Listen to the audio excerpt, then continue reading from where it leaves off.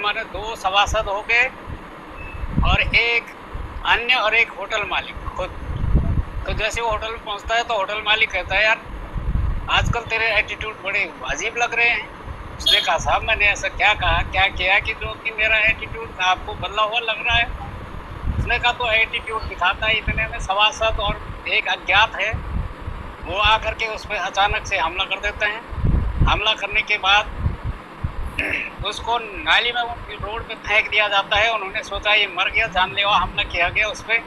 उन्होंने सोचा ये मर गया। तब तक उसका एक साथी है, भट्ट साहब है कोई, उसके स्टाफ के कुछ, वो आगे रोड पे उन्होंने देखा यहाँ पे लड़ाई हो रही, तो उसी तो पुलिस के पास गए। पुलिस के पास जाने के बाद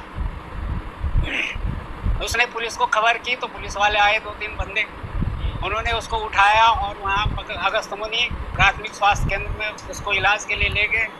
वहाँ से उसे रेफर किया गया श्रीनगर के लिए।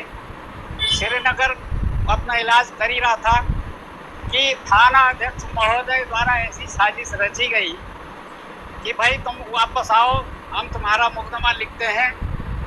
मुकदमा लिखने के बजाय उन्होंने FIR लिखने के बजाय उन्होंने क्या किया, उसी को अंदर कर दिया सभासदों के कहने पे।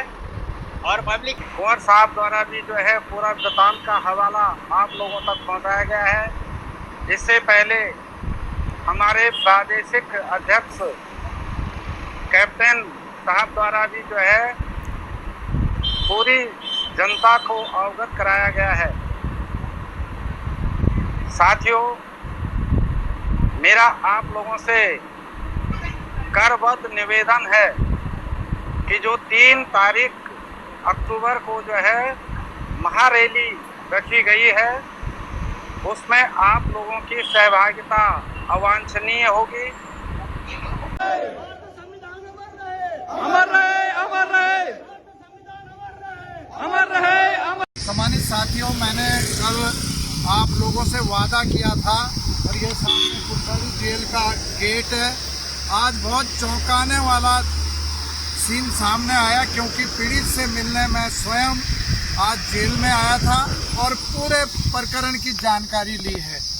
विनोद ने जो चीज़ें कही, जब दोनों पार्षद मारने की शुरुआत कर रहे थे शुरू में, तो विनोद ने खुद थाना अध्यक्ष महेश रावत जी को फ़ोन किया था अपने फ़ोन से, ये जांच का विषय है कि मुझे मार रहे हैं, आप इधर आइए। लेकिन महेश रावत जी नहीं गए।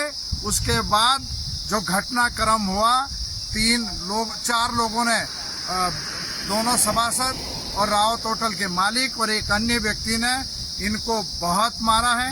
और था उसके बारे में थोड़ा बताना चाहता हूँ। कप्तान साहब बड़े मुश्किल तो 39 दिन के बाद यहाँ धरना स्थल पर पहुँचे, और पहुँचने के बाद रघुवीर जी की तबीयत कितनी ख़राब है, तो बड़े मुश्किल अंदर से हम बाहर लेके आए।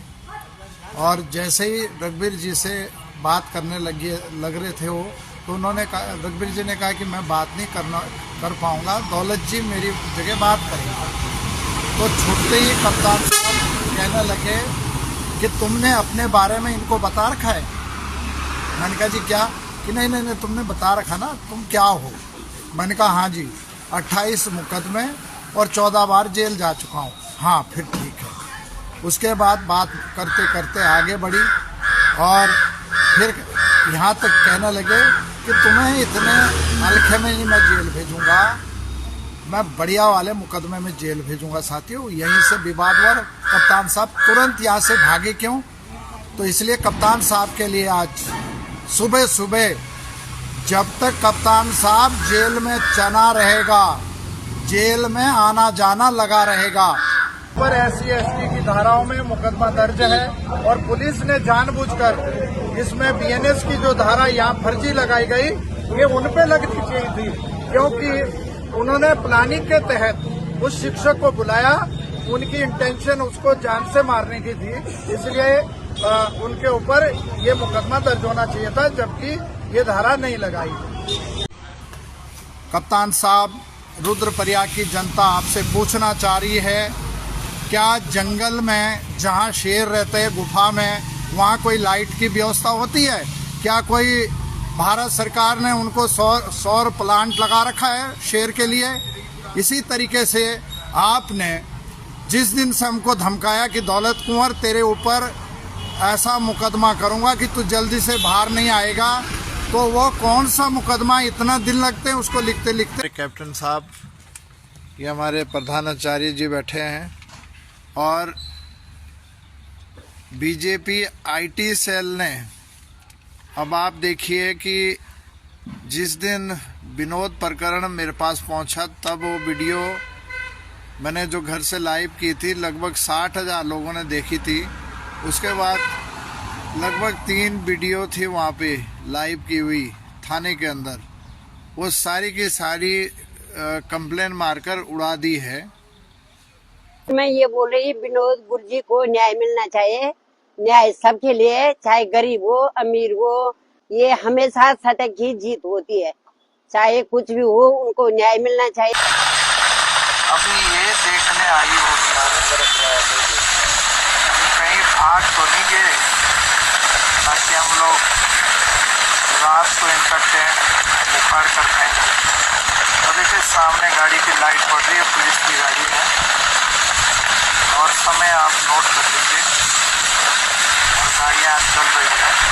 यहाँ पे तक जब आपको अंदर बिठाया गया तो दौलत कुंवर जी जब उनके चाकू लगे तो यहाँ लाए और बाहर रखे तो नीचे खून ही खून हुआ था। मतलब बिल्कुल ठीक है, मैं और आप उनसे मिलने जाना चाहते हैं जहाँ हॉस्पिटल में भर्ती है।